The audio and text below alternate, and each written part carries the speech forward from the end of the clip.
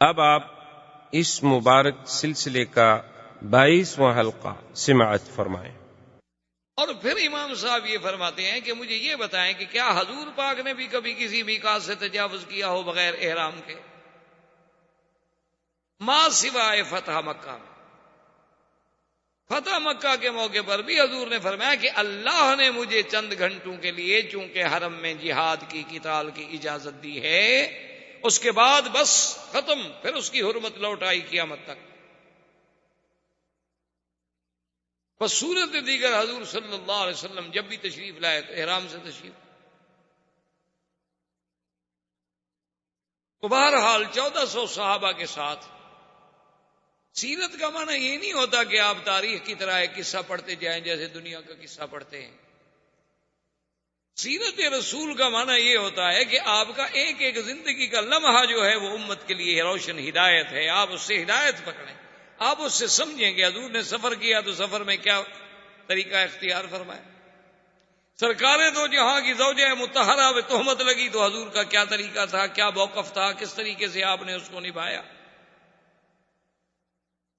اور اس میں سیدہ عائشہ کا کیا موقف تھا کہ بے گناہ ہونے کے باوجود ان پہ کیا گزری اور انہوں نے کیا کیا۔ سیرت نبوی کا مقصد یہ ہوتا کہ ہم آپ کے احرام سے احرام سیکھیں، آپ کے سفر سے سفر سیکھیں، آپ کے غزوات سے غزوات سیکھیں، آپ کے طواف سے طواف سیکھیں، آپ کے اقوال مبارک سے روشنی حاصل کریں، آپ کے اعمال مبارک سے روشنی حاصل کریں۔ سیرت طیبہ کے بیان کرنے کا یا سننے کا مقصد یہ ہوتا۔ حضور صلی اللہ علیہ وسلم سرکار دو جہاں جب احرام باندھ کے چلے تو احتیاطاً آپ نے اسلحہ بھی ساتھ رکھا، لیکن اس اسلحے کو یہ نہیں کیا گیا کہ جیسے ہر فوجی کے پاس سلاح ہوتا ہے، فرمایا ایک دو اونٹوں پہ لاد لو، چونکہ مکے والے قریش کا بھروسہ تو ہے نہیں، اور اپنے ساتھ قربانی کے جانور بھی لے آئے۔ حضور صلی اللہ علیہ وسلم کے ساتھ تقریباً 70 بدنات، اور جب قربانی کا جانور لے آتے تھے تو اس کے لیے دو چیزیں ہوتی تھیں، ایک کو کہتے ہیں شعار اور ایک کو کہتے ہیں قلائدہ۔ قلائد کی جمع ہے۔ کیا معنی یہ ہوتا تھا کہ یا تو مثلا اونٹ ہے، اس کی سنام ہے یا اس کا سائیڈ ہے، اس کے چمڑے کو تھوڑا سا یوں کاٹ دیتے، یوں تھوڑا سا کاٹا، یوں کاٹ لگا دی، خون نکل آیا تو اسی جگہ اس کا خون لگا دیا، یہ علامت ہو گئی کہ بھی یہ جانور قربانی کے لیے ہے، اللہ کے حرم میں ذبح ہونا ہے، اس لیے اس کو پھر کوئی دوست دشمن کوئی بھی اس جانور کو نہیں چھیڑتا تھا، یہ تو اللہ کا ہے۔ یا قلادہ کا معنی یہ ہوتا تھا کہ بھی کوئی چمڑے کا ہار وار بنا کے رسیوں کے ساتھ اس کے گلے میں ڈال دیتے، علامت ہو جاتی تھی کہ بھی یہ جانور جو ہے یہ ہدی ہے اور یہ حرم میں ذبح ہونے کے لیے جا رہا ہے۔ اگر وہ جانور گم ہو جاتا، کسی دشمن قبیلے میں بھی چلا جاتا تو اس کے ساتھ کوئی تعارض نہیں کرتا۔ حضور صلی اللہ علیہ وسلم نے حکم دیا، جانوروں کو علامات لگا دی گئی کہ بھئی یہ جانور جو ہیں ہدی کے ہیں، قربانی کے ہیں، اور ذبح ہونے حرم میں۔ حضور صلی اللہ علیہ وسلم نے سفر اپنا جاری رکھا۔ جو حضور صلی اللہ علیہ وسلم مکے کے قریب آتے گئے، کیونکہ اس سے پہلے آپ سیرت نبوی میں پڑھ چکے ہیں کہ جن لوگوں نے احزاب میں حضور کی مخالفت کی تھی، حضور نے ان کی تادیب کے لیے بڑے بڑے آپ نے بھیجے تھے غزوہ سرایا، بنو سلیم کے خلاف، بنو فزارہ کے خلاف، بنو ثقیف کے خلاف، ان سب کے خلاف جو ہے آپ نے بھیجا کہ ان کو تادیب کی جائے کہ ان لوگوں نے کیوں دھوکہ کیا ہمارے ساتھ۔ تو اب قریش کو پتا چلا کہ 1400 کا لشکر آ رہا ہے، انہوں نے کہا کہ حضور صلی اللہ علیہ وسلم اس کا مطلب ہے کہ پھر لڑائی کے لیے آ رہے۔ اب قریش بھی تیار ہو، انہوں نے کہا کہ بھی اگر یہ لڑائی ہے، 1400 آدمی لے کر تشریف لا رہے ہیں، تو صاف بات ہے کہ آپ کا مقصد جو ہے ہمارے ساتھ پھر جہاد ہے، اور تیار ہو جائیں۔ انہوں نے بھی اپنا لشکر جو تھا، اپنے جوان جو تھے تیار کر لیے، اور حرم مکہ کی حد سے نکل کر جو معروف تر راستے ہیں مدینہ منورہ کے، جیسے تنعیم سے آپ جاتے ہیں، جموم سے، عثفان سے، یہ معروف راستے پرانے دور کے یہی ہیں، تو حد حرم سے باہر آ گئے، کیونکہ حرم میں تو قتال ہو نہیں سکتا۔ یہی وجہ ہے، ورنہ جب ہم طالب العلم کی حیثیت میں پڑھتے ہیں تو بڑی عجیب سی بات لگتی تھی کہ مدینہ منورہ کا راستہ تو یہ ہے اور حضور صلی اللہ علیہ وسلم چلے گئے شمیسی حدیبیہ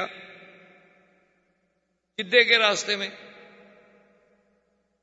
تو اتنی دور کا سفر اختیار کرنے کی ضرورت کیوں پیش آئی؟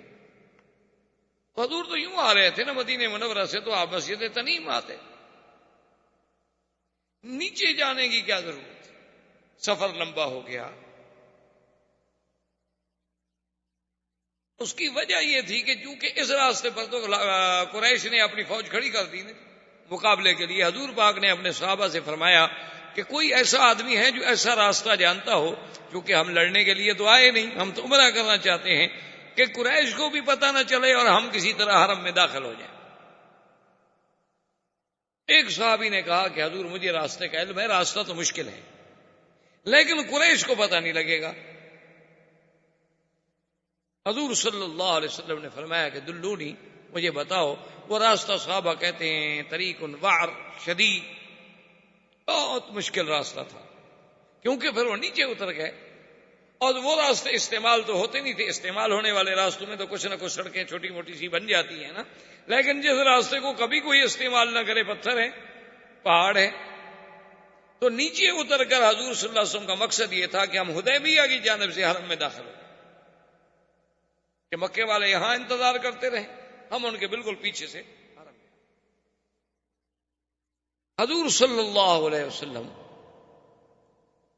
جب آپ تشریف لے آئے مقام حدیبیہ پر، جو جدہ اور مکہ کے درمیان ہے، جسے آج کل شمیسی کہتے ہیں، جہاں انہوں نے چوکی لگائی ہوئی ہے کہ کوئی غیر مسلم جو ہے اب اندر داخل نہیں ہو سکتا، چونکہ آگے علامات حرم،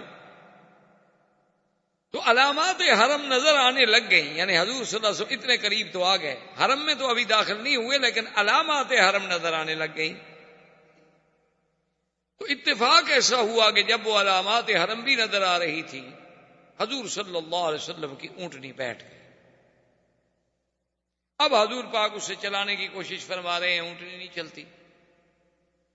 صحابہ جو ساتھ تھے حضور صلی اللہ علیہ وسلم کے، انہوں نے بھی اونٹنی کو تھوڑا سا مارا اور چلانے کی کوشش کی بھی، اب تو ہم حرم کے قریب آ گئے، اگر حرم میں ہم داخل ہو جاتے ہیں تو پھر تو کافر بھی ہمارے ساتھ نہیں لڑ سکتے نا، پھر تو نکلیں گے تو لڑیں گے۔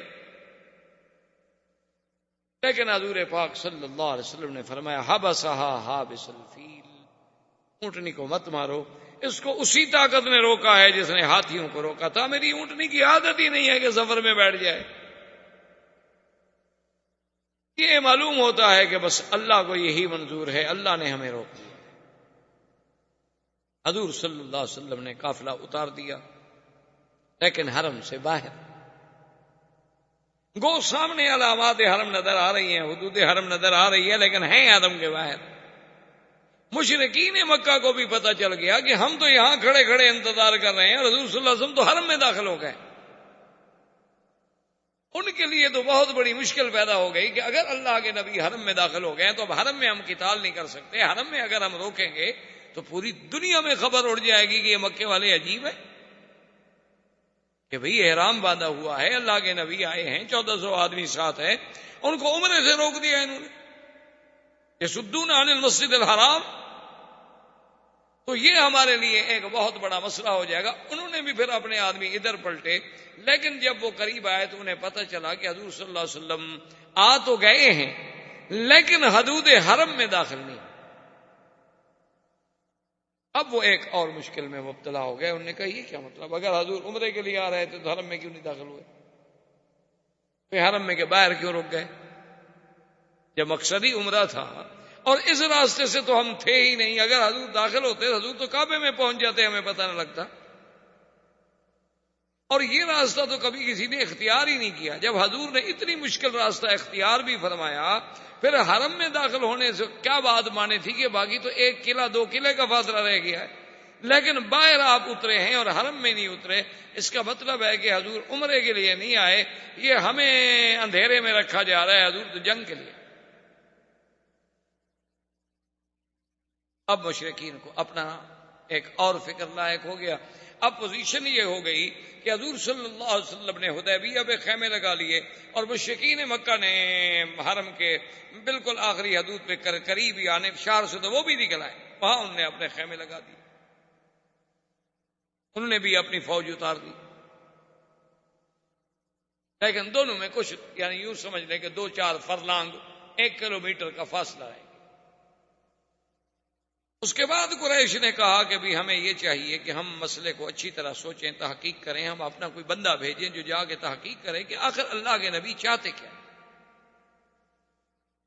تو سب سے پہلا آدمی جو بھیجا گیا اس کا نام ہے بدیل ابن ورقہ۔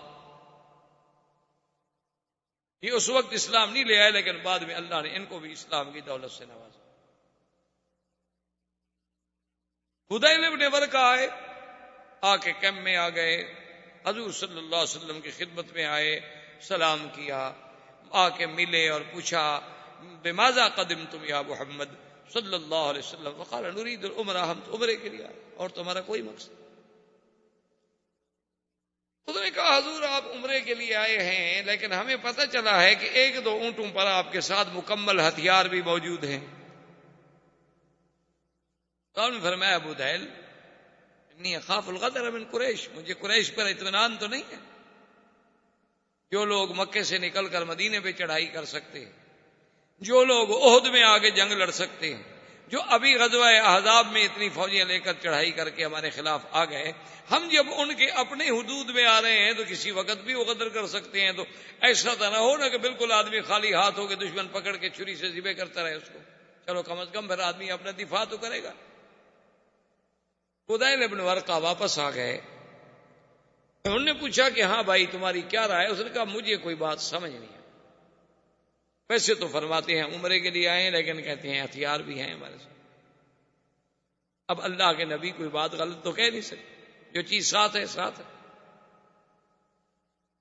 انہوں نے کہا اچھا نتأکد بطریقۃ اخری، ہم ایک اور آدمی کے ذریعے پتہ کرتے ہیں۔ تو انہوں نے حلیس بن علقمہ، یہ احابیش میں سے تھا۔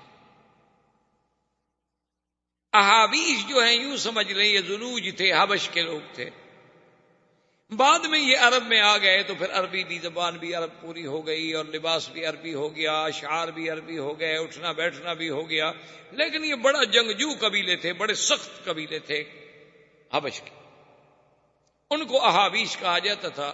یہ حلیس بن علقمہ جو ہے یہ احابیش کا سردار تھا۔ انہوں نے کہا بھی تم جاؤ پتہ کرو یا تحقیق کرو حضور صلی اللہ علیہ وسلم چاہتے کیا، مقصد کیا۔ حلیس جب آیا حضور پاک نے دور سے دیکھا، صحابہ نے کہا حضور وہ حلیس جو ہے نا احابیش کا سردار وہ آ رہا ہے۔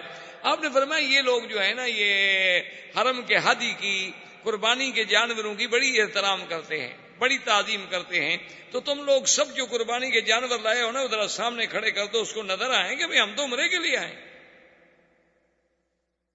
وہ آئے ملے، حضور لما قدمتم، کیوں تشریف لائے؟ فرمایا عمرہ، ما اردنا الا العمرہ۔ اور آپ نے فرمایا کہ تمہیں یہ سارے ہدی کے جانور اور یہ چیزیں نظر نہیں آ رہی؟ اس نے کہا ہاں جی میں دیکھ تو رہا۔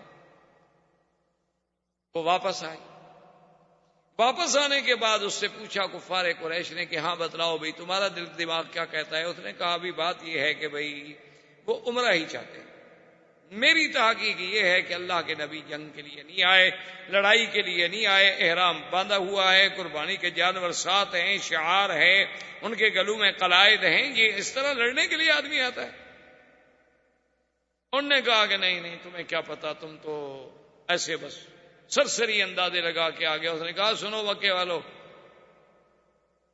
میری تحقیق میں اللہ کے نبی عمرے کے لیے آئے ہیں، واللہ لو منعتم لأنفرن علیکم الاحابیش، مجھے خدا کی قسم ہے اگر تم نے محمد مدنی کا راستہ روکا تو میرا قبیلہ جو ہے لڑے گا تمہارے ساتھ۔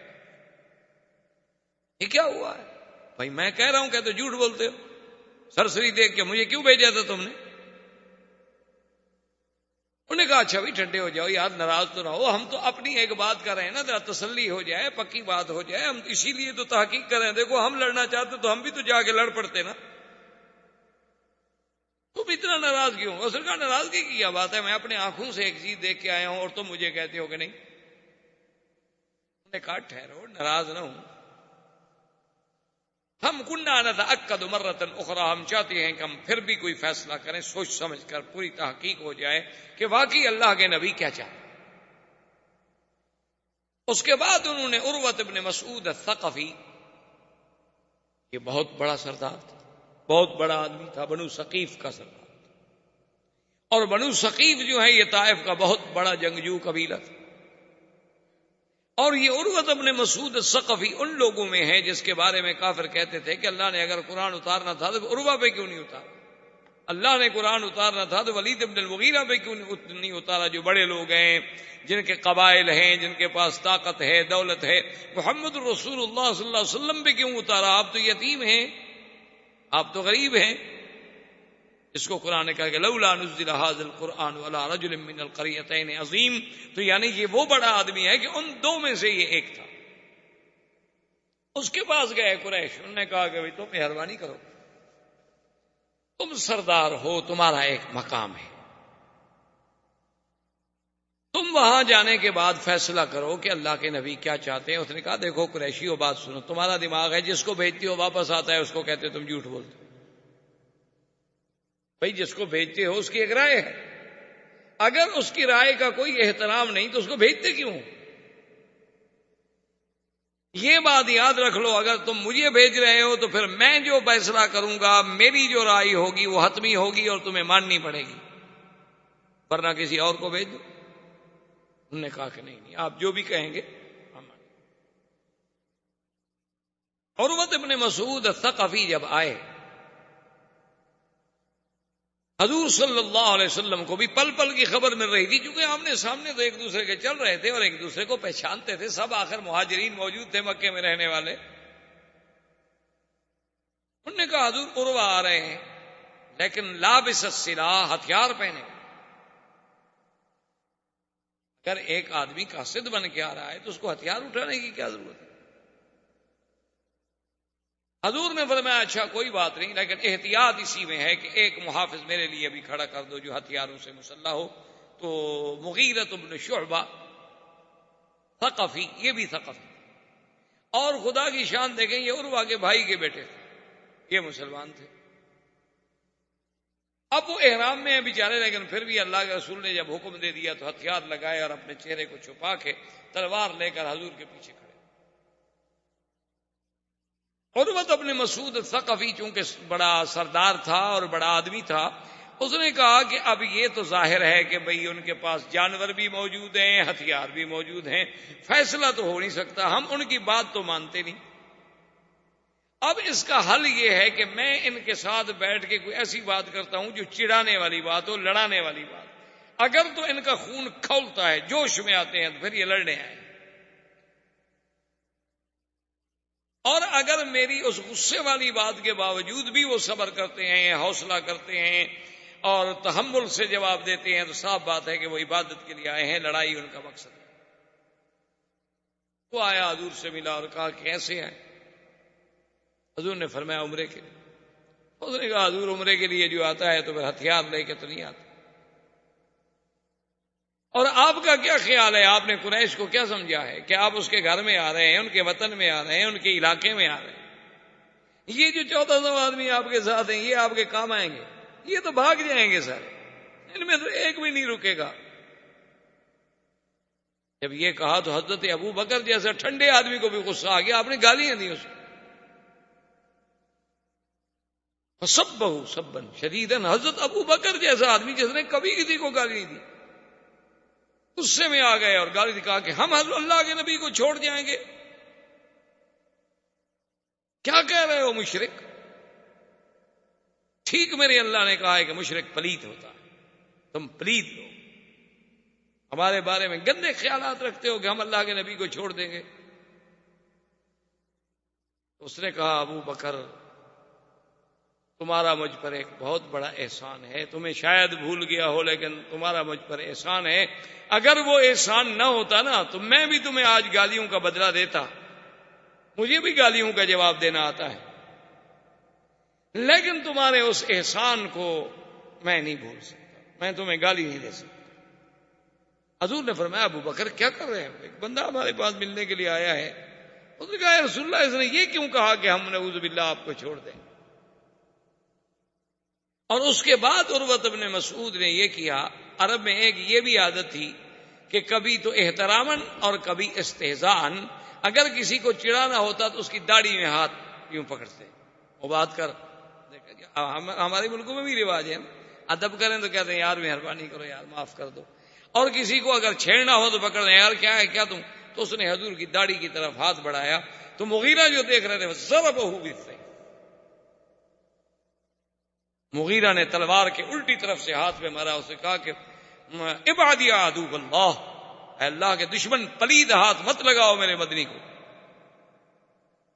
اگر تم نے دوبارہ ہاتھ بڑھایا واللہ خدا کی قسم ہے پھر یہ ہاتھ تمہارے ساتھ دوبارہ نہیں اٹھے گا، یہ زمین پہ کٹا ہو۔ میں دیکھا من ھذا الفظ الغلیظ، یہ کون ہے؟ سخت درشت غلیظ سخت گندی بات کہنے والا ہے کون؟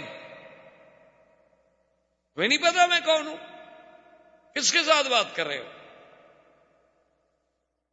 حضور نے فرمایا عروہ اما عرفتہ، پہچانا نہیں اس کو تم؟ حضور میں نہیں پہچانا، کون ہے یہ تو بڑا کوئی بد اخلاق آدمی ہے، میں تو ویسے ہی آپ کی داڑھی کو ہاتھ لگا رہا تھا، میرا کوئی توہین کا مقصد نہیں تھا، اس نے مجھے خام خواہ تلوار مار دی۔ حضور نے فرمایا ہوا ابن اخیک، یہ تمہارے بھائی کا بیٹا ہے مغیرہ ہے۔ کہنے لگا او مغیرہ تم ہو؟ اس نے کہا، کہنے لگا اچھا وہ میرا احسان بھول گئے، ابھی کل ہی تو میں نے تمہاری جان بچائی ہے، وہ بھی بھول گئے تم، اور آج اپنے چاچے کے ہاتھ میں تلوار مار رہے ہو، میرے احسانات کو بھی تم نے بھلا دیا ہے۔ اصل میں مغیرہ جو تھا یہ اسلام لانے سے پہلے یہ اپنے بنی مالک کے 12-13 آدمیوں کے ساتھ مصر گئے، مصر میں جو مقوقس تھا اس کو جا کے ملے، جو پادری عیسائیوں کا بڑا تھا اس کے پاس گئے ملے، لیکن سب جو تھے اس کو تو بڑے احترام سے ملے، لیکن یہ مغیرہ تو اجڑ آدمی تھا نا، اس نے کوئی اس کی قدر ودر نہ کی، بس ایسے دور سے کھڑا ہو گیا۔ خیر اس کے بعد 1-2 دن رہے، جب روانہ ہوئے تو اس نے بڑے بڑے ہدایہ دیے سب کو، لیکن مغیرہ کو کوئی ہدیہ نہیں دیا، کیونکہ اس نے کہا بد اخلاق آدمی ہے، اس کو کیا ہدیہ دینا ہے بھائی۔ اب جب یہ واپس آ گئے تو مغیرہ کہے عجیب بات ہے کہ جب سب واپس جائیں گے تو کہیں گے بنی مالک والوں کو تو مقوقس نے ہدیہ دیا اور مغیرہ کو کچھ نہیں دیا، تو اس سے تو میری قبیلے میں بڑی بدنامی ہوگی، یہ عجیب بات ہے کہ سارے لوگ تو مصر سے ہدایہ لے کے جائیں اور میں مصر سے خالی جاؤں۔ یہ رات کو سو رہے تھے، تلوار اٹھائی، 13 کے 13 قتل کر دی اور سب کا سامان لے کے بھاگ گیا، 13 آدمی مار دیے بنی مالک، اور وہ ہدیہ تو ہدیہ، ان کے جو اور سامان تھے تجارت کے جو انہوں نے خریدا ہوا تھا، سارا سامان بھی اکٹھا کر کے لے گیا، ان کے اونٹ بھی بھگا گیا۔ لیکن جب اپنے قبیلے میں پہنچا، بنی مالک کو پتہ لگ چکا تھا، بنی مالک نے اپنے قبیلے کو تیار کر لیا، ادھر سے بنو ثقیف نے اپنے قبیلے کو تیار کر لیا، اور نتیجہ یہ نکلا کہ دونوں قبیلے لڑائی پہ تھے، انہوں نے کہا ہمارے 13 آدمی مار دیے ہیں، کوئی بات ہے، اور یہ بھاگ گیا، یہ تو چھپ گیا، لیکن دونوں قبیلے آمنے سامنے ہو گئے۔ تو جب دونوں قبیلے آمنے سامنے ہو گئے تو ایک بہت بزرگ تھے، پرانے ان کے سردار تھے، وہ آئے، انہوں نے کہا کہ عروہ لا تفنی قومک ولا تفنی بنی مالک، اپنی قوم کو بھی فنا نہ کر، بنی مالک کو بھی فنا نہ کرو، اگر تمہاری جنگ چھڑ گئی نا تو دونوں قبیلے برباد ہو جاؤ، کیونکہ دونوں مضبوط قبیلے، دونوں ایک دوسرے کو بخشنے والے نہیں، اور تمہارے سینکڑوں بندے، یہ نہیں کہ ابھی لڑائی ہوتی رہے گی۔ کہا میں کیا کروں؟ کہا تمہارے بھائی کے بیٹے کی زیادتی ہے، تم سردار ہو، بنی مالک کا کیا قصور ہے؟ بھی ان کے 13 آدمی مارے گئے ہیں، سیدھی بات ہے میں ان کو راضی کرتا ہوں، لیکن تم دیت ادا کرو۔ اس نے جا کے بات کی بنی مالک والوں سے، انہوں نے کہا کہ چلو عروہ سردار ہے اور وہ قصور بھی اپنا مانتا ہے اور دیت بھی دیتا ہے، تو چلو ہم معاف کرتے ہیں، ہم خون بہا لے لیں گے، لیکن قتل کا بدلہ قتل سے نہیں لیں گے۔ تو 13 آدمیوں کا دیت جو تھی یہ عروہ نے ادا کی۔ اس نے کہا کل میں نے تمہیں چھڑایا اور آج تم مجھے تلوار مار رہے ہو۔ اچھا، یہ سارا سامان اونٹ وونٹ لے کے یہ بھاگ کے سیدھا مدینے شریف چلا، حضور کی خدمت میں پہنچ گیا، کہنے لگا حضور میں مسلمان ہوتا ہوں، اور سارا واقعہ سنایا۔ آپ نے فرمایا ام الاسلام فنقبل، تمہارا اسلام تو ہم قبول کرتے ہیں، ام المال فلا، یہ جو مال تم نے لیا ہوا یہ تو غداری کا ہے، چوری کا ہے، یہ نہیں ہم قبول، یہ واپس کرو بنی مالک جن کا ہے۔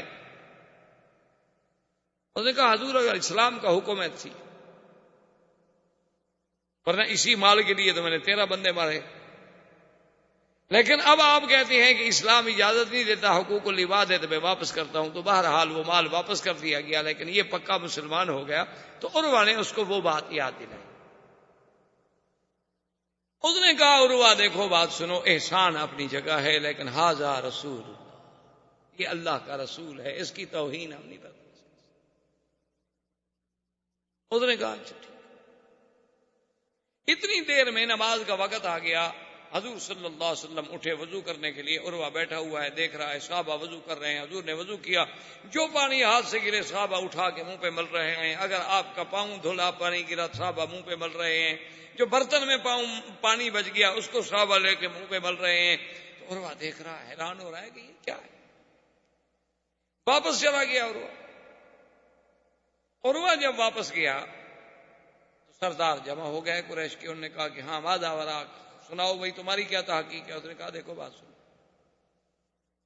اگر سچی بات پوچھتے ہو نا تو میری رائے یہ ہے کہ واللہ میں نے کسریٰ و قیصر کے درباروں کو بھی دیکھا ہے، میں نے فارس و روم کے بادشاہوں کے درباروں کو بھی دیکھا ہے، لیکن محمد مدنی کا دربار جیسا دربار میں نے نہیں دیکھا، اور ان کے وفاداروں جیسے وفادار میں نے نہیں دیکھے، جانثاروں جیسے جانثار میں نے نہیں دیکھے۔ خدا کی قسم ہے اگر تم نے لڑائی لڑی 1400 صحابہ کٹ جائیں گے تو پھر تم محمد مدنی پہ حملہ کرو گے، کیوں لڑتے ہو؟ سیدھی بات یہ ہے، میری رائے یہ ہے کہ سنو کوئی فیصلہ کرو۔ انہوں نے کہا ٹھیک، سوچتے آخر کی معمولی بات تو نہیں، ہمارے لیے تو بڑا مسئلہ ہے نا کہ بغیر اجازت کے بغیر اس کے حضور آئیں عمرہ کر کے چلے جائیں، تو ہم تو مر گئے کہ ہمارے گھر میں ہم نہ روک سکے۔ بہرحال تمہاری رائے ہے، ہم اس پہ غور کرتے ہیں۔ تو انہوں نے اپنا غور کرنا شروع کیا۔ اتفاق کی بات یہ ہے کہ حضور صلی اللہ علیہ وسلم جس جگہ پہ موجود تھے پانی نہیں، صحابہ نے آ کے عرض کیا کہ یا رسول اللہ صلی اللہ علیہ وسلم ہمارے پاس پانی نہیں ہے، اور اب یہ پانی اتنا بچا ہے جو صرف آپ کے برتن میں ہے۔ آپ نے فرمایا ابھی کو کنواں تلاش کرو، نے فرمایا لیس فیہا ابیار الا بیر، یہاں اور کوئی کنویں نہیں ہے، ایک کنواں ہے جو ہم نے تلاش کیا ہے لیکن وہ خشک پڑا ہے، اس میں کچھ نہیں ہے۔ آپ نے فرمایا دلو نہیں، چلو لے جاؤ مجھے اس کنویں پہ۔ حضور اس کنویں پہ تشریف لے آئے، اور جو اپنا پانی بچا ہوا تھا اس پانی میں آپ نے پڑا، اور اس پانی میں آپ نے اپنا لعاب دہن ڈالا، اور صحابی سے کہا بھی تم اتر جاؤ، اور رسی پکڑ کے اتر گیا۔ فرمایا کہ اپنے تیر کے ساتھ اس کے درمیان میں تھوڑی سی کھدائی کرو۔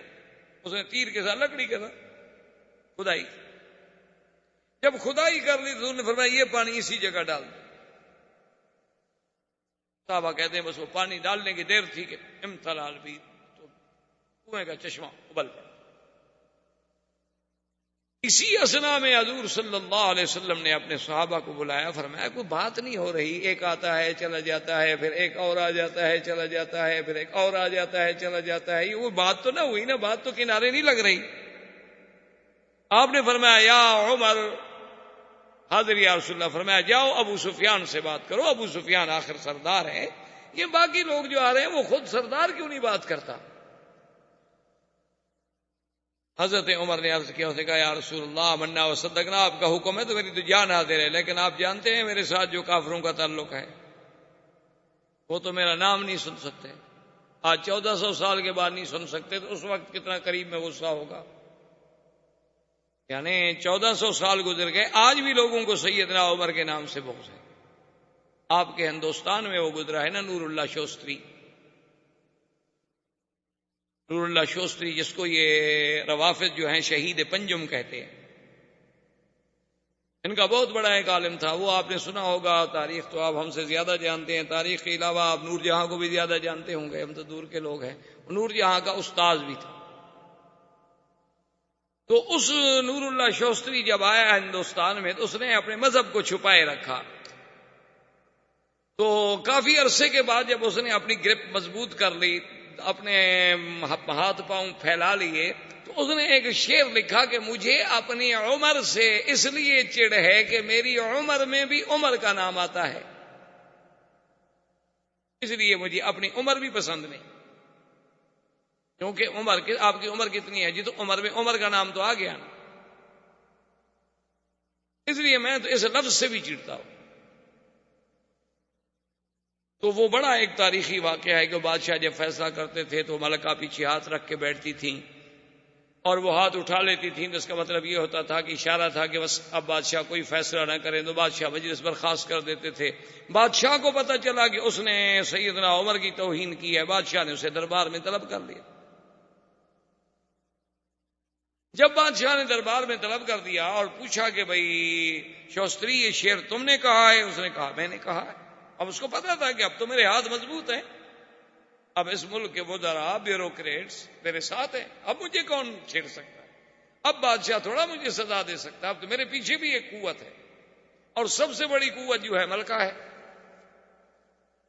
وہ میری شاگرد ہے، اور اس کے حکم کے بغیر بادشاہ کو فیصلہ کر ہی نہیں سکتا۔ تو انہوں نے کہا ہاں جی میں نے شعر لکھا۔ اپنے بادشاہ نے کہا سوچ لو، میں تمہیں 10 منٹ دیتا ہوں، سوچ لو۔ انہوں نے کہا جی 10 منٹ سوچنا ہو یا 10 سال سوچنا ہو، میں نے شعر لکھا ہے اور میں عمر سے بغض رکھتا ہوں۔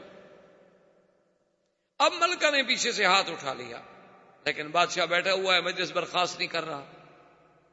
تو بادشاہ نے پھر کہا کہ سوچ لو۔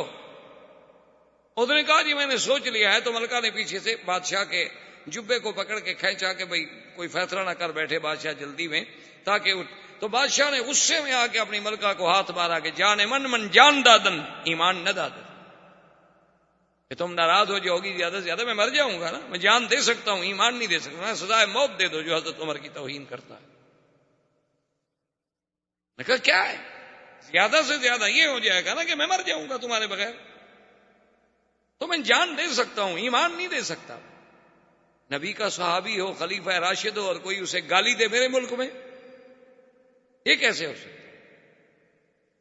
تو بہرحال کہنے کا مقصد یہ تھا کہ حضرت عمر رضی اللہ تعالیٰ عنہ نے عرض کیا، انہوں نے کہا یا رسول اللہ اگر آپ مجھے بھیجیں گے نا تو جو تھوڑی بہت امید ہے نا صلح کی یہ بھی گئی، مجھے تو دیکھ کے ان کو آگ لگ جائے گی حضور، ان کو پتہ نہیں میں نے بدر میں کیا کہا تھا، اڑاؤ گردنیں ان کی، وہ ابھی موجود نہیں ہے وہاں۔ حضور نے فرمایا عمر پھر رائے، تو اس نے کہا حضور ایک بندہ ہے اس سے بات بن سکتی ہے، حضرت عثمان کو بھیجے۔ حضرت عثمان سخی آدمی ہے اور رحم دل آدمی ہے، اس کا کوئی مکے میں گھر نہیں جس پہ احسان نہ ہو۔ اور پھر آج کل سردار ابو سفیان ہے، ابو سفیان بنی امیہ سے ہے اور حضرت عثمان بھی بنی امیہ سے ہیں، ان کی بات میں وزن ہو سکتا ہے اور وہ کسی کی بات نہیں سنیں گے۔ حضور صلی اللہ علیہ وسلم نے فرمایا ٹھیک ہے عثمان جاؤ۔ اس نے کہا حاضر۔ حضرت عثمان تیار ہو گئے جانے کے لیے۔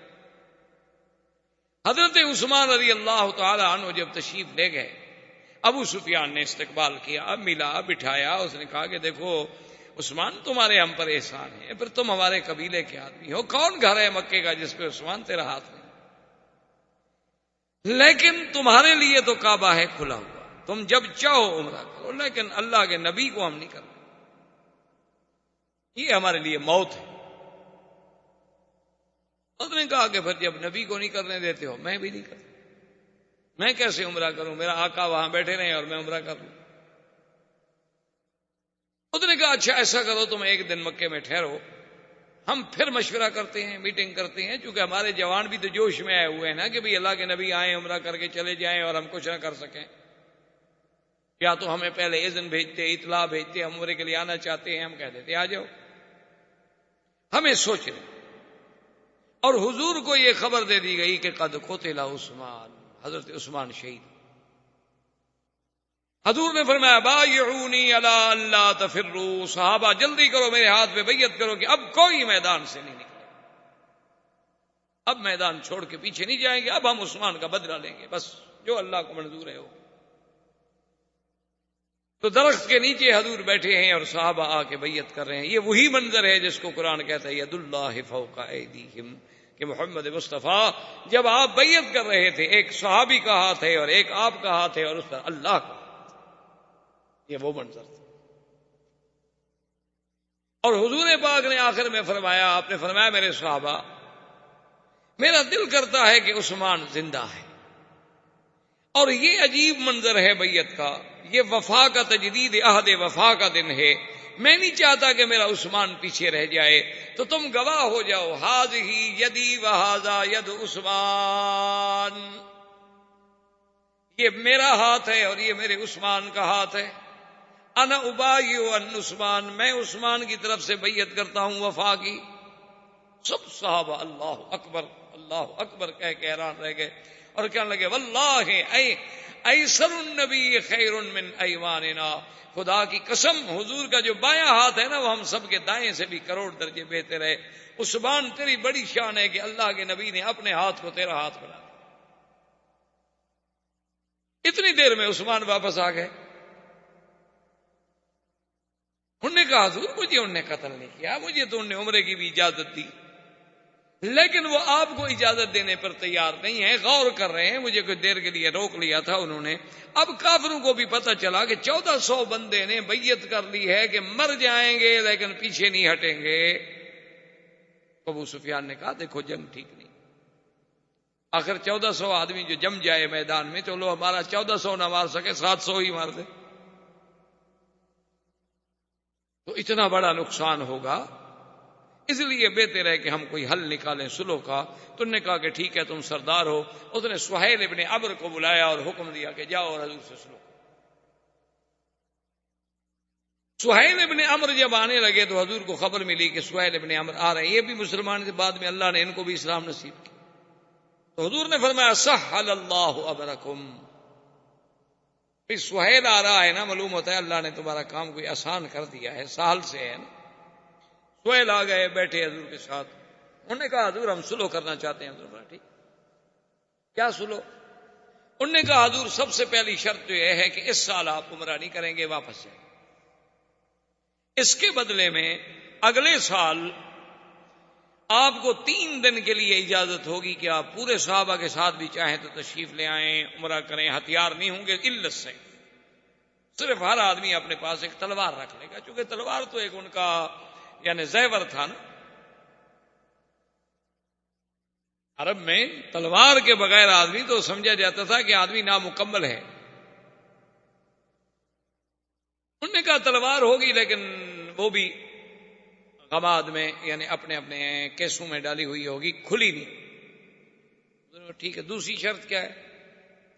اس نے کہا حضور دوسری شرط یہ ہے کہ 10 سال کے لیے ہم آپس میں نہیں لڑیں گے، 10 سال کے لیے آپ کی ہماری صلح، نہ آپ ہم پہ حملہ کریں گے نہ ہم آپ پہ حملہ، نہ آپ ہمارے دشمنوں کی مدد کریں گے نہ ہم آپ کے دشمنوں کی مدد کریں گے۔ تو تیسری شرط اس نے کہا حضور یہ ہے کہ جتنے قبائل ہیں جو آپ کا حلیف بننا چاہے اس کی مرضی، جو ہمارا حلیف بننا چاہے اس کی مرضی، یعنی جو ہمارے ساتھ ملے اس کی مرضی، جو آپ کے ساتھ ملے اس کی مرضی، اور جو ہمارے ساتھ ہوگا وہ گویا کہ ہم ہوں گے، جو آپ کے ساتھ ہوگا وہ آپ۔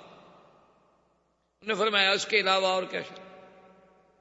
اس نے کہا حضور ایک ہماری اور شرط یہ ہے کہ اگر کوئی بندہ مسلمان ہو کے مکہ چھوڑ کے مدینہ منورہ چلا جائے اور اس کا ہم مطالبہ کریں یعنی ہم مانگیں تو آپ کو واپس کرنا ہوگا،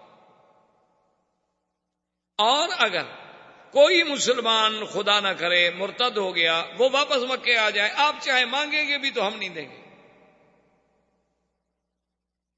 ٹھیک، ساری باتیں جب ہو گئی حضور نے فرمایا ٹھیک مجھے ساری باتیں قبول۔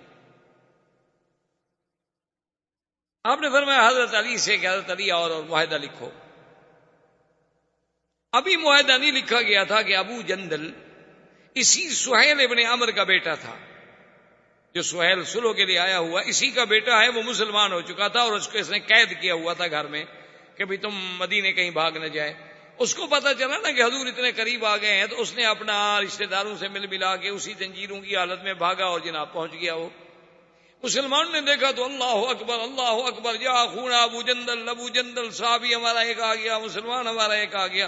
اور جب حضور کے سامنے آیا اس نے سلام کیا تو سہیل نے کہا یا رسول اللہ آپ کا ہمارا معاہدہ ہو چکا ہے، ھذا اول اسیر، یہ پہلا آدمی ہے جو آپ نے ہمیں واپس کرنا.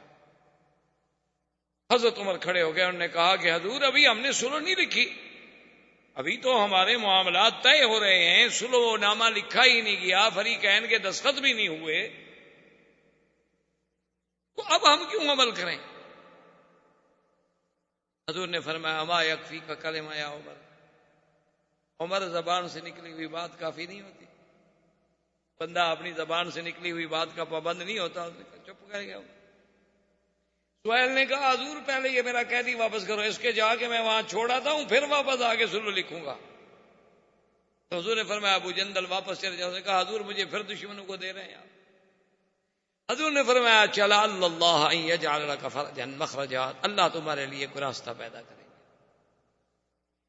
اور اسی زنجیروں کی حالت میں سہیل نے کہا کہ ابو جندل سے کہ چلو, ابو جندل کو لے کے چلے. حضرت عمر جناب آہستہ آہستہ ابو جندل کے قریب گیا. اس نے کہا ابو جندل ان المشرکین نجس ودمہم دم کلاب, یہ مشرکین پلیت ہوتے ہیں, ان کا تو خون کتے کا خون ہوتا ہے, یہ تلوار میں تمہیں دیتا ہوں, مارو اس کو اڑا دو.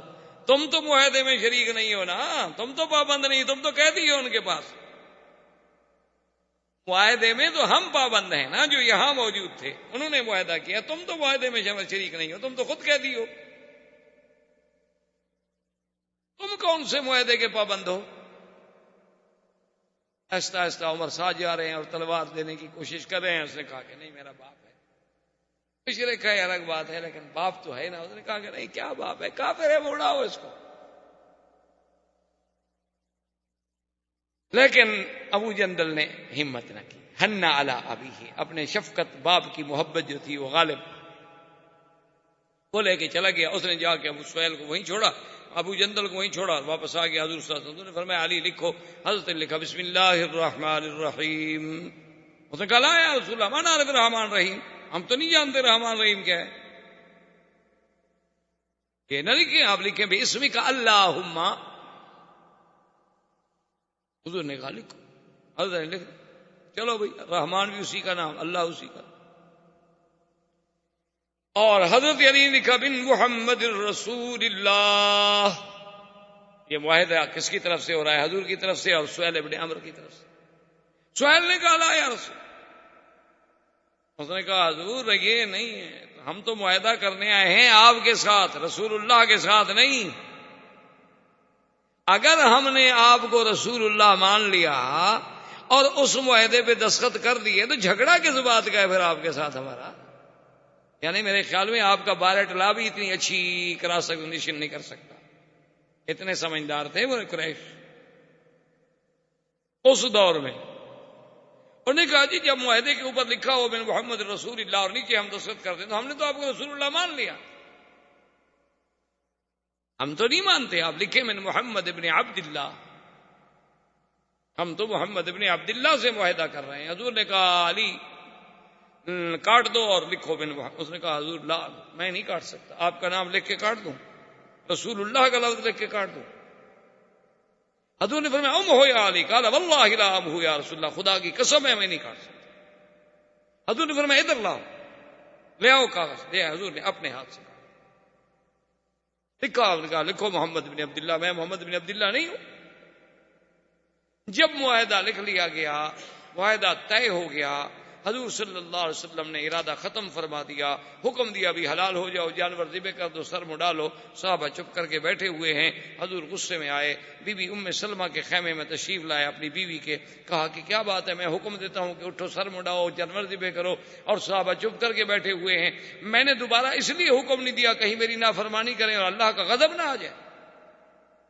بی بی ام سلمہ نے کہا حضور یہ ہو سکتا ہے کہ آپ کے جانثار آپ کی تعمیل نہ کریں, وہ انتظار میں بیٹھے ہیں کہ پتہ نہیں کوئی وحی آ جائے کہ بھی چلو عمرہ کرو. آپ سب سے پہلے اپنا جانور ذبح کریں, اپنے سر پہ اس طرح پھروائیں, دیکھیں صحابہ کیا کرتے ہیں. حضور پاک نے اپنے سر پہ اس طرح پھروایا, اپنے جانور کو ذبح کیا. صحابہ دوڑ پڑے, نے کہا جی بات ختم, بات ختم. اب تو امید ختم ہوگی, جب حضور نے احرام کھول دیا ہے تو اب ہم کون. سب نے احرام کھول دیا اور چل پڑے. اسی راستے میں یہ آیت نازل ہوئی انا فتحنا لک فتحا مبینا. یہ آیت مبارک نازل ہوئی. حضور نے حضرت عمر کو بلایا، فرمایا ایک ایسی آیت اتری ہے کہ آسمان و زمین کے خزانے مجھے مل جائیں خوشی نہ ہوگی. تو نے کہا حضور اچھا مکہ بھی فتح ہوگا کہ نہیں؟ حضور نے کہا نہیں، مکہ بھی فتح ہوگا. یہ صلح حدیبیہ کو فتح قرار دیا گیا. وجہ کیا تھی کہ کل تو قریش کہتے تھے نا ساحر ہے، جادوگر ہے، نعوذ باللہ پرانی باتیں کہنے والا ہے. آج انہوں نے فریق مان کے بیٹھے صلح کرنے کے لیے. اس سے بڑی فتح ہے کہ دشمن آپ کی قوت کو تسلیم کر لے. اللہ کے نبی نے فرمایا انا فتحنا لک فتحا مبینا. زندگی باقی انشاءاللہ تو بات باقی. وما علینا الا البلاغ. برادران اسلام، واجب الاحترام بزرگوں، دوستوں، عزیز نوجوانوں، سرکار دو جہاں حبیب کبریا سیدنا محمد مصطفیٰ صلی اللہ علیہ وسلم کی سیرت طیبہ کے بارے میں جو سلسلہ درس اللہ کی رحمت سے شروع ہے،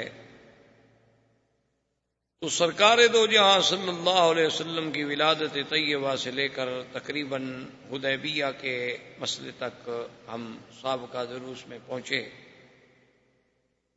کہ سرکار دو جہاں صلی اللہ علیہ وسلم عمرے کے لیے تشریف لے آئے، لیکن کافروں نے آپ کو روک دیا. اس کے بعد مختلف واقعات اور حوادثات پیش آتے رہے، لیکن بات یہاں تک پہنچی کہ کفار مکہ کی طرف سے سہیل ابن عمرو حضور صلی اللہ علیہ وسلم کے ساتھ شرائط صلح طے کرنے کے لیے آ گئے. شرائط صلح جو طے کی گئیں ان میں سب سے پہلی شرط تو یہ تھی کہ اس دفعہ حضور صلی اللہ علیہ وسلم اپنے صحابہ کے واپس مدینہ شریف تشریف لے جائیں گے اور عمرہ نہیں کریں گے، مکہ میں داخل نہیں. لیکن اس کے بدلے میں اگلے سال قریش مکہ جو ہیں وہ حضور صلی اللہ علیہ وسلم کو 3 دن کے لیے اجازت دیں گے کہ وہ 3 دن تشریف لائیں، مکے میں عمرہ کریں اور عمرے کے فارغ ہونے کے بعد واپس مدینہ منورہ تشریف لے جائیں. لیکن ان کے ساتھ سلاح ہتھیار نہیں ہوں گے الا السیف، صرف تلوار. اور اس کے بعد جو دوسری شرط تھی وہ یہ تھی کہ اگر مکے سے کوئی مسلمان ہجرت کر کے موقع پا کر مدینہ منورہ بھاگ جاتا ہے اور قریش مکہ اس بندے کو واپس لینا چاہتے ہیں، نہ چاہتے ہوں تو چھوڑ دیں. اگر وہ چاہتے ہیں اور وہ مطالبہ کریں گے تو حضور صلی اللہ علیہ وسلم اس کو واپس کریں. اور اس کے بالعکس اگر کوئی مسلمان خدا نہ کرے مرتد ہو کر اسلام سے نکل کر مدینہ منورہ چھوڑ کر بھاگ جائے اور مکے میں آ جائے قریش کے پاس تو قریش واپس نہیں کریں گے. اور اس کے بعد جو شرط تھی وہ یہ تھا کہ یہ معاہدہ جو ہے، یہ معاہدہ صلح جو ہے حضور صلی اللہ علیہ وسلم کے درمیان اور قریش کے درمیان، اس کی مدت 10 سال. 10 سال میں دونوں فریق امن سے رہیں گے، ایک دوسرے کے خلاف لڑائی نہیں ہوگی، چڑھائی نہیں ہوگی، جنگ نہیں ہوگی، کسی قسم کا آپس میں انتشار نہیں ہوگا. اور اسی طرح اس معاہدہ صلح میں ایک شرط یہ تھی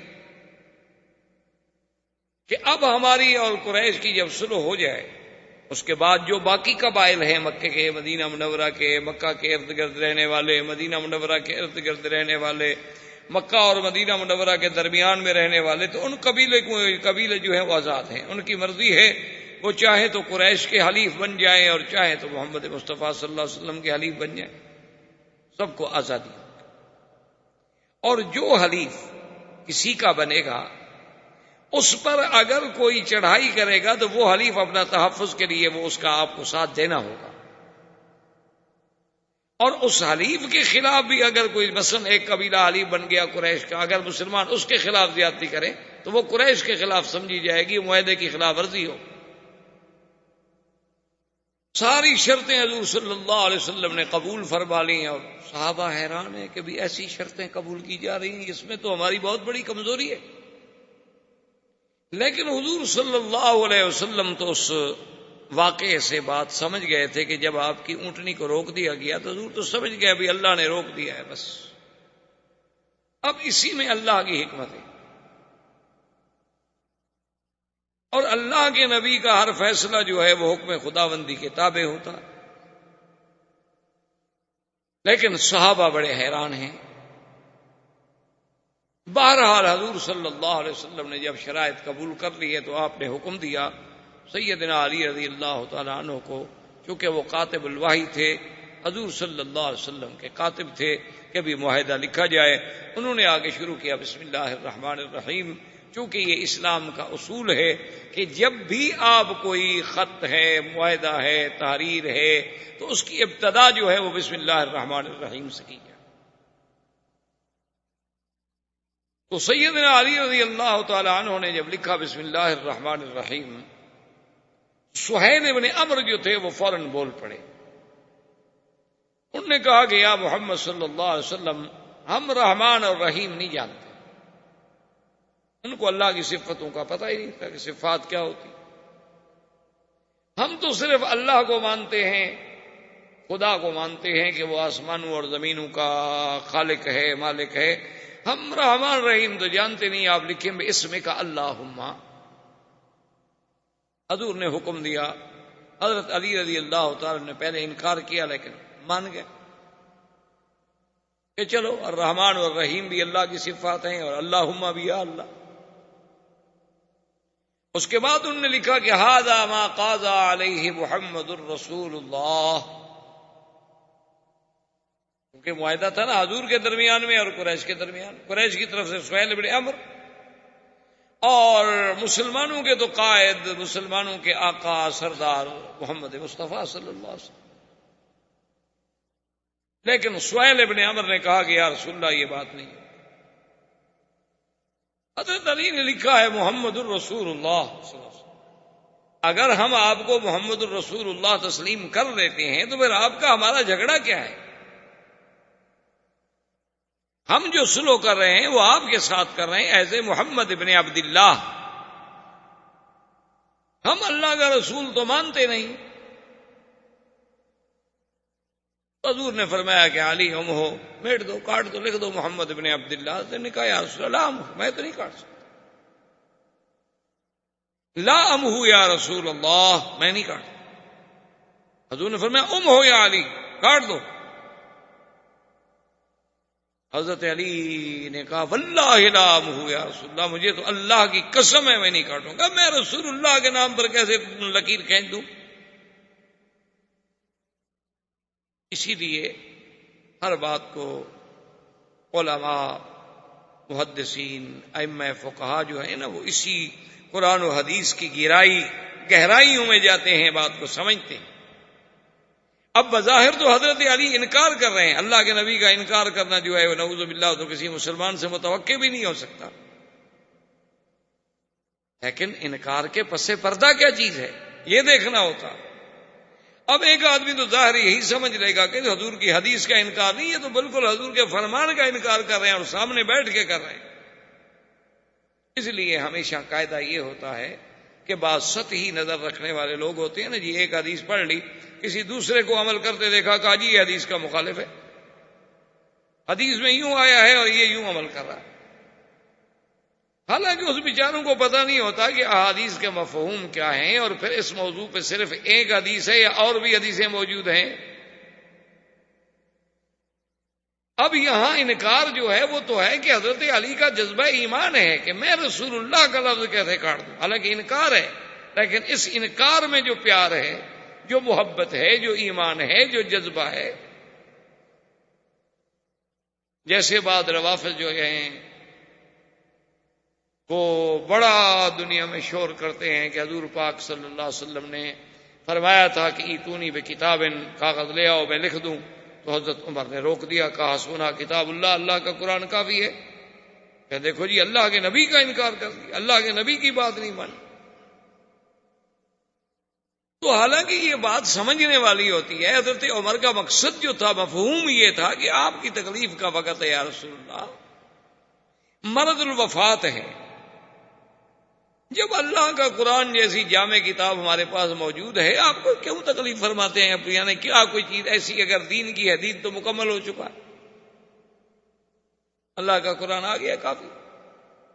مقصد حضور کی محبت اور پیار تھا، جیسے حضرت علی رضی اللہ تعالیٰ عنہ کا مقصد جو ہے وہ محبت تھی، وہ عظمت لفظ رسول تھی کہ اللہ کے رسول کے نام پر میں قلم پھیر دوں، یہ کیسے ہو سکتا؟ حضور نے فرمایا اچھا علی ادھر دکھاؤ، مجھے دکھاؤ، کہاں ہے؟ پیش کیا، حضور نے خود کاٹ اور میں لکھو محمد ابن عبداللہ۔ اب جب حضور خود کاٹ دے تو حضور کا ہاتھ تو نہیں پکڑ سکتے حضرت۔ اسی اسنا میں شور ہو گیا صحابہ میں، شور جب ہوا حضور نے فرمایا دیکھو کیا ہے، سہیل بھی گھبرایا کہ باہر کیا شور ہو گیا ہے، تو ابو جندل جو ہیں، یہ کنیت ہے ان کی، یہ اسی سہیل ابن عمر کے بیٹے تھے اور یہ مسلمان ہو گئے اور باپ نے ان کو گھر میں قید کر رکھا تھا۔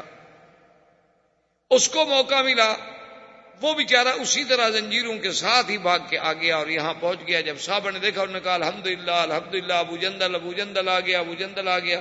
لیکن جب ابو جندل سامنے آیا تو سہیل ابن عمر نے کہا کہ یا رسول اللہ آپ کا ہمارا معاہدہ ہے اور یہ ہمارا سب سے پہلا قیدی ہے جو ہم واپس لینا چاہتے ہیں۔ حضور صلی اللہ علیہ وسلم نے فرمایا ٹھیک۔ حضرت عمر کھڑے ہو گئے، انہوں نے کہا کہ یا رسول اللہ ابھی تو ہمارا معاہدہ تحریر نہیں ہوا، معاہدے پہ دستخط نہیں ہوئے۔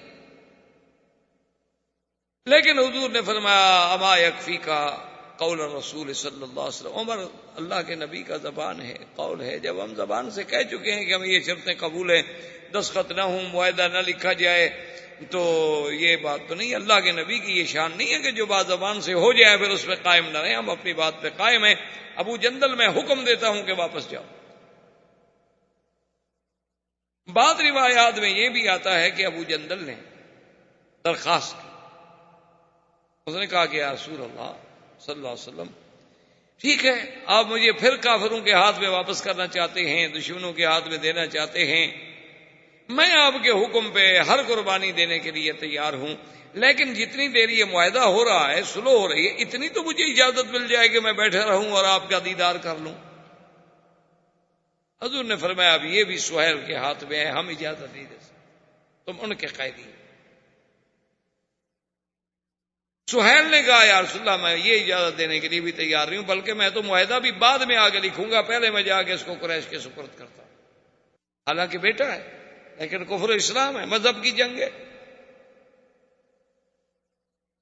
اور ہر آدمی جو ہے چاہے وہ غلطی پر بھی ہو اپنے مذہب کا دیوانہ ہوتا۔ اس نے جا کے سہیل کو واپس کیا، پھر آئے، معاہدہ لکھا گیا، دستخط ہو گئے۔ حضور صلی اللہ علیہ وسلم جب فارغ ہو گئے تو حضرت عمر حاضر ہوئے،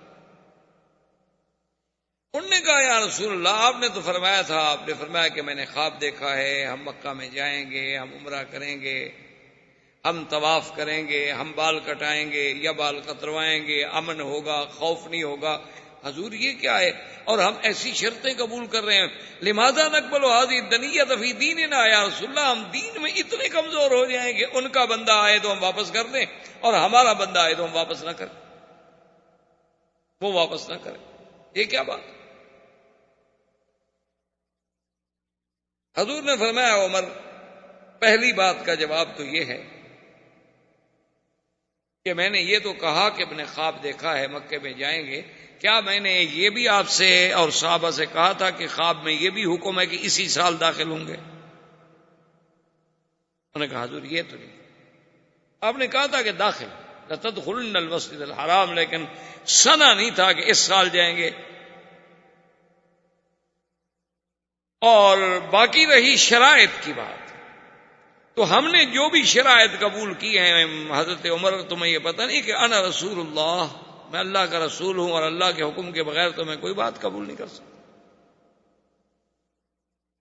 اور مجھے یقین ہے کہ ہمارا اللہ ہماری مدد کرے گا۔ حضرت عمر چپ ہو کے چلے گئے، اور اسی وقت دو قبیلے بنی خزاعہ جو تھے وہ حلیف بن گئے محمد الرسول اللہ صلی اللہ علیہ وسلم، اور بنو بکر جو تھے وہ حلیف بن گئے قریش کے۔ انہوں نے کہا جی ہم قریش کے حلیف ہیں. بنو خزاعہ نے کہا کہ ہم حضور کے حلیف ہیں.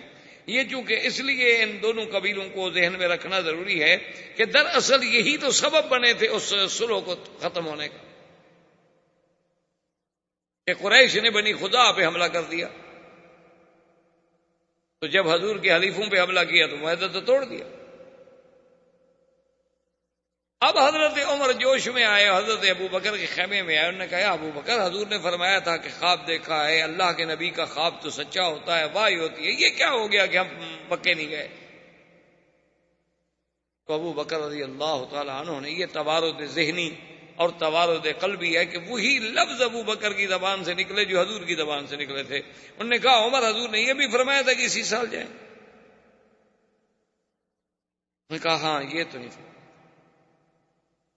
انہوں نے کہا پھر ابو بکر دیکھو، ہم ایسی شرطیں قبول کریں، اتنا دب کے ہم صلح کریں کفار قریش سے، آخر کیوں؟ اس کا جواب پتہ ہے ابو بکر نے کیا دیا؟ کہا کہ ھذا رسول اللہ فاتبع.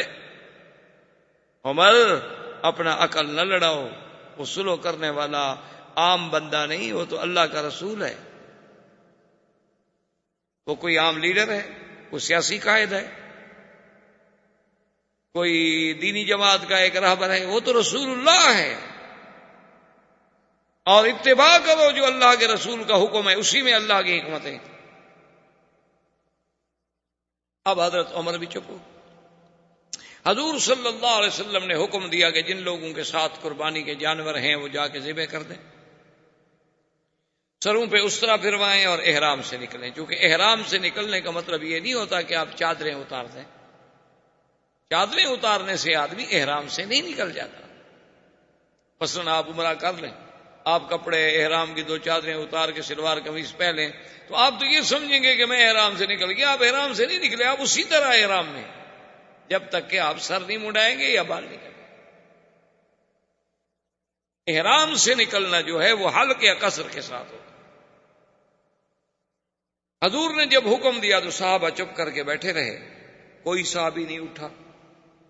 تو حضور صلی اللہ علیہ وسلم بی بی ام سلمہ جو آپ کی بیوی تھی، امہات المومنین تھی، ان کے خیمے میں آئے اور حضور بڑے جوش جلال میں کہ ام سلمہ ما بال ہؤلاء، ان کو کیا ہو گیا کہ میرا حکم نہیں مانتے؟ اور اگر میں نے دوبارہ حکم پر اصرار کیا اور انہوں نے انکار کیا تو ہو سکتا ہے کہ اللہ کا عذاب آ جائے. تو بی بی نے عرض کیا کہ یا رسول اللہ اب ناراض نہ ہوں، صحابہ بیچارے اس انتظار میں بیٹھے ہیں پروانے کہ شاید اللہ وحی نازل کر دیں کہ بھی جاؤ مکے میں داخل ہو جاؤ، اب مدد کریں گے. اللہ اگر بدر میں فرشتے اتار سکتے ہیں تو حدیبیہ میں نہیں اتار سکتے. وہ اس انتظار میں بیٹھے ہیں. آپ اپنے جانور ذبح کریں، اپنا سر مبارک پہ حلق کروائیں، آپ اپنا احرام کھولیں، پھر دیکھیں کہ صحابہ اتباع کرتے ہیں کہ نہیں کرتے. تو دراصل سیرت کے پہلو سمجھنے کا مقصد یہی ہوتا ہے کہ اسلام نے اور حضور کی سیرت نے یہ سبق دیا کہ آدمی مشورہ عورت سے بھی لے سکتا ہے. یہ نہیں کہ عورت کا مشورہ قبول نہ کیا جائے، یا عورت کی رائے کوئی رائے نہیں ہوتی، یا عورت کی شہادت کوئی شہادت ہی نہیں ہوتی، جیسے کہ مستشرقین اور اعدائے اسلام اور اعدائے دین پر پروپیگنڈا کرتے ہیں.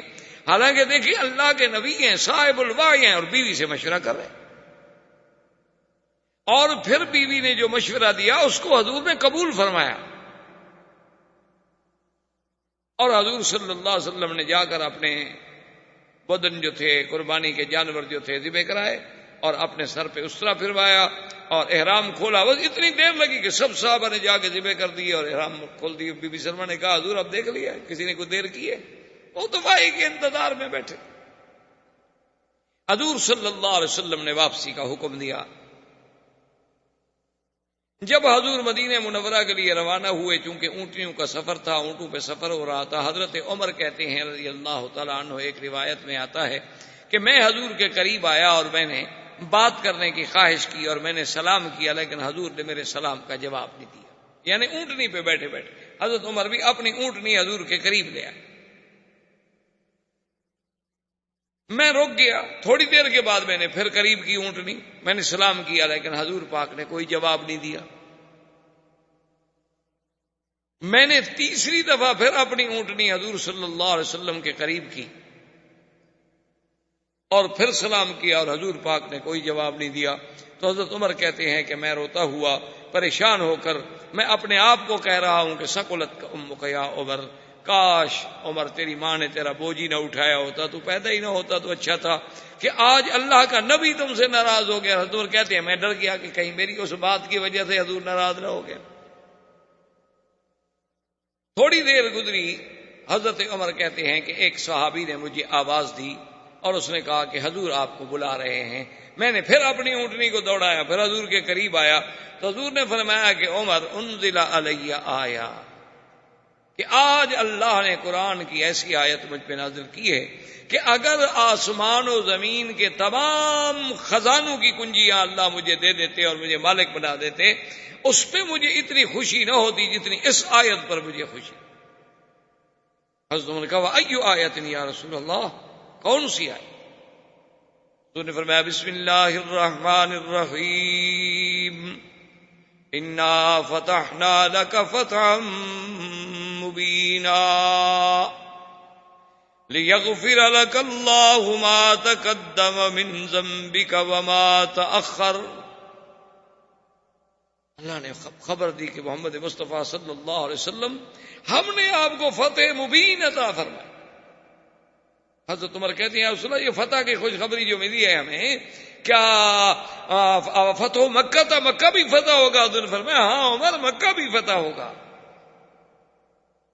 اب صحابہ کا کمال دیکھیں اور محدثین کا کمال دیکھیں کہ حضور اونٹنی پہ تھے تو جب حضور قرآن پڑھ رہے تھے نا تو آواز میں جو لہر پیدا ہوتی تھی کہ انا فتحنا لک فتحا مبینا، اسی طرح آخر تک راوی نقل کرتے آئے کہ اس آواز کی انداز یہ تھا جب حضور نے پڑھا تھا، تاکہ وہ کیفیت بھی موجود رہے. اب علماء کرام فرماتے ہیں کہ اس فتح سے مراد بعض نے کہا فتح مکہ ہے، بعض نے کہا فتح خیبر ہے، بعض نے کہا فتح حنین ہے، کیونکہ اس بیعت کے فوراً بعد اللہ نے قرآن میں یہ تو فرما دیا تھا نا، ابھی جو ہم نے آیت پڑھی تھی کہ میرے مدنی صلی اللہ علیہ وسلم اللہ اور مومنین سے راضی ہو گئے ہیں جو اس درخت کے نیچے بیٹھ کے آپ کی بیعت کر رہے ہیں.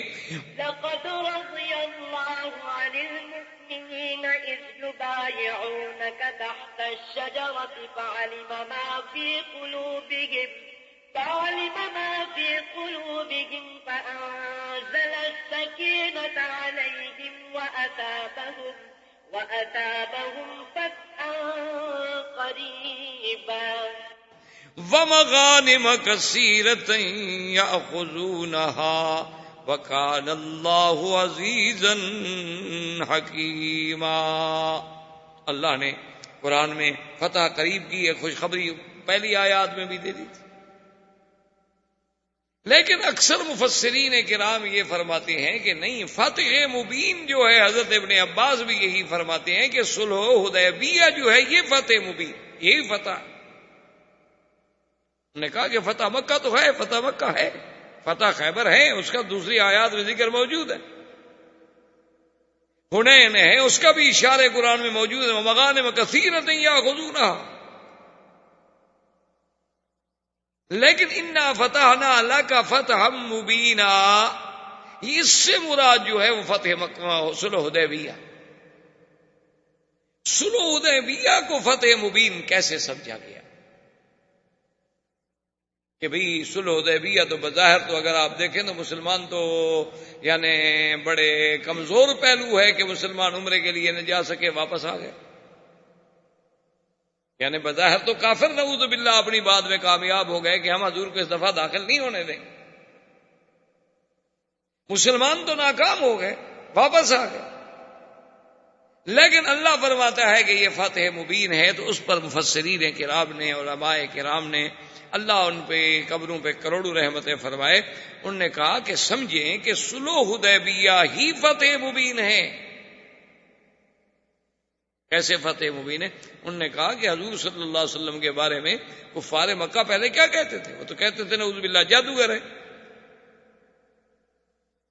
کفار مکہ تو کہتے تھے کہ آپ شاعر ہیں، آپ کاہن ہیں، آپ جادوگر ہیں، آپ نعوذ باللہ خود قرآن بنانے والے ہیں. آپ اللہ کے نبی نہیں ہیں۔ تو جو لوگ کل تک شاعر کہتے تھے، ساحر کہتے تھے، اور جو لوگ پھپتیاں کستے تھے کہ بھئی دیکھو کیا مسلمان، کیا جناب ان کی طاقت ہے، اور کیا یہ سوچ رہے ہیں کہ ہمارے مقابلے کریں گے، جن کو مکے میں رہنے کا ٹھکانہ نہیں ملتا، کبھی حبش جاتے ہیں، کبھی مدینہ جاتے ہیں، تو آج ان دشمنوں نے آپ کو ایک فریق مان لیا، آپ کی قوت کو تسلیم کر لیا، سلو کرنی پڑی۔ ورنہ تو وہ کہتے ہیں ہم مکے میں بیٹھے ہیں، حضور مدینہ کتنا دور ہے، حدیبیہ تو مکے کے قریب ہے، تو اٹھ کے فوج کے ساتھ حملہ کر لیں، ہم تو یہی ان کو ختم کر دیں، گویا 1400 آدمی ہمارے ہاتھ میں آیا ہوا ہے۔ لیکن اس کے باوجود وہ برابر کی سطح پر بیٹھ کے ایک معاہدہ کر رہے ہیں، سلو کر رہے ہیں، اور جو ہمارا حلیف ہوگا آپ نہیں چھیڑیں گے، جو آپ کا حلیف ہوگا ہم نہیں چھیڑیں گے، وہ تو اب برابر کی قوت تسلیم کر رہے ہیں۔ اور باقاعدہ معاہدہ جو ہے وہ کعبۃ اللہ میں رکھا گیا۔ اس سے بڑی فتح کیا ہوتی ہے کہ دشمن آپ کی قوت کو تسلیم کر لے، دشمن آپ سے بات کرنے کی طاقت کو مان لے۔ ورنہ جو دشمن آپ کی طاقت نہ سمجھے، آپ اس سے کہیں جی ہم آپ سے مذاکرات کرنا چاہتے ہیں، چھوڑو یار آپ سے کیا مذاکرات ہم نے کرنے ہیں، تم کون ہو مذاکرات کرنے والے؟ تو مذاکرات تو اسی سے کیے جاتے ہیں نا جن کی قوت و طاقت کو تسلیم کیا جاتا ہے کہ چلو جی ٹھیک ہے پھر بیٹھ جائیں بات کرتے ہیں۔ ورنہ جو طاقت کے گھمنڈ میں ہوتا ہے وہ کہتا ہے جی ہم کیا بات کریں، کس چیز کی بات کریں۔ ایک دوسری بات یہ ہے کہ اگر آپ الحمدللہ میرے سب بھائی پڑھے لکھے لوگ ہیں، تاریخ پہ نظر ہے، یا نہ بھی ہو تو نظر ڈالی جا سکتی ہے، کوئی ایسا مشکل مسئلہ نہیں ہے، صرف ایک دلچسپی ہے نا کہ اللہ ہمیں دین کی طرف تھوڑا رجحان دیتے۔ ورنہ آدمی پڑھا لکھا آدمی، اگر آپ انگریزی کی کتابیں پڑھ سکتے ہیں، اگر آپ اپنے میڈیکل سائنس پڑھ سکتے ہیں، تو اللہ کا قرآن بھی پڑھ سکتے ہیں، کوئی منع تو نہیں ہے تو صرف دل کو سمجھانے کی بات نا کہ تھوڑا سا اس خدا کو بھی ہم حق دے دیں۔ 24 گھنٹے جو ہم نے پیٹ کے دیے ہوئے ہیں، جس خدا نے ہمیں پیدا کیا، چلو اس کو آدھا گھنٹہ تو دے دیں۔ اگر اپنی زندگی کے 24 گھنٹے ہم نے صرف اپنی معاش کے لیے کہ پیسے بن جائیں گے، سٹیٹس بن جائے گا، وہاں گھر بن جائے گا، گاڑی بن جائے گی، محلے کے لوگ کہیں گے دیکھو جی بڑی ترقی کی ہے اس نے، اگر اس کے لیے ہم کریں چلو ٹھیک ہے وہ بھی کریں، کوئی منع نہیں ہے شریعت میں، حلال طریقے سے آدمی کمائے تو کیوں نہ کمائے، لاکھ دفعہ کمائے، لیکن اس خالق و مالک کو جس نے ہمیں پیدا کیا ہے، جس نے ہمیں یہ صلاحیتیں بخشی ہیں، جس نے ہمیں عقل دیا ہے، جس نے ہمیں علم دیا ہے، اس کے لیے کم از کم اپنے 24 گھنٹے میں سے آدھا گھنٹہ تو ایک مختص کر لیں کہ یہ آدھا گھنٹہ محض اللہ اور اللہ کے رسول کی باتیں سمجھنے اور پڑھنے کے لیے ہے۔ تو آپ اگر خود غور کریں گے تو آپ دیکھیں کہ سرکار دو جہاں صلی اللہ علیہ وسلم کو نبوت ملنے کے بعد آپ 13 سال تک مکہ مکرمہ میں رہے۔ 13 سال کوئی معمولی سی بات نہیں ہوتی، ایک عظیم مدت ہے۔ 13 سال کے بعد جب آپ کی عمر مبارک 53 سال ہو گئی تو آپ نے مدینہ منورہ ہجرت فرمائی۔ یعنی مجموعی طور پر اگر آپ دیکھیں تو جب آپ ہجرت کر کے آئے ہیں، مدینہ منورہ میں پہنچے ہیں، تو تقریباً 13 اور 14 15 سال کی محنت کے باوجود مسلمان کتنے ہوئے؟ 150۔ یہ تو پھر انصار میں سے مسلمان ہوئے نا مدینے میں۔ اچھا، اس کے بعد جناب آپ مزید بھی آپ کی عمر مبارک کے 6 سال ملا لیں، کیونکہ یہ واقعہ حدیبیہ کا جو ہے یہ 6 ہجری میں آ رہا ہے، تو 6 سال اگر آپ اس کو بھی شامل فرما لیں، اور تاریخ ہجری جو ہے وہ ہجرت کو مقدم رکھا گیا، وہیں سے شروع ہوتی ہے، تو 6 اور 13 19 سال۔ تو 19 سال میں کل کتنے مسلمان تھے؟ 1400 آدمی جو حضور کے ساتھ عمرے پہ آیا، 500-600 نہیں آیا ہوگا، یعنی بچے عورتیں کچھ گھر رہ گئے نہیں آئے، یعنی 2000 آدمی، 3000 آدمی، بڑے سے بڑا آپ لگا لیں 3000 آدمی ہو گیا ہوگا مسلمان۔ تو 19 سال کی محنت میں تو صرف 3000 مسلمان ہوا۔ حدیبیہ کی صلح ہوئی سن 6 ہجری کے آخر میں، 7 میں حضور نے عمرۃ القضاء فرمایا، اور 8 ہجری میں مکہ فتح ہو گیا، تو حضور کے ساتھ 10,000 کا تو صرف لشکر تھا جو مکے میں آیا، یعنی 19 سال میں ہم نے 3,000 مسلمان ہوئے۔ حدیبیہ کی فتح صلح کے بعد 10,000 تو لشکر تیار ہو گیا، اس سے بڑی فتح ہوگی؟ اس طرح اسلام پھر آگے بڑھا، کیونکہ دونوں فریقوں کے درمیان معاہدہ صلح ہو گیا، امن قائم ہو گیا، اب وفد باہر جانے کا مواقع ملے، اور حضور صلی اللہ علیہ وسلم جن لوگوں نے احزاب میں آپ کے خلاف حملے کیے تھے ان کو پہلے ادب سکھا چکے تھے، وہ الگ روب پڑ گیا تھا لوگوں پر، تو اللہ نے اسلام کو ایسی طاقت دی کہ صرف 2 سال کے بعد اس فتح کو فتح مبین کیسے نہ کہا جائے۔ یہ تو سب سے بڑی فتح تھی۔ اور دوسری بات یہ دیکھیں کہ اللہ کے نبی نے جو خواب دیکھا تھا اس میں یہ بات شامل تھی، لقد صدق الله رسوله الرؤيا بالحق لتدخلن المسجد الحرام إن شاء الله آمنين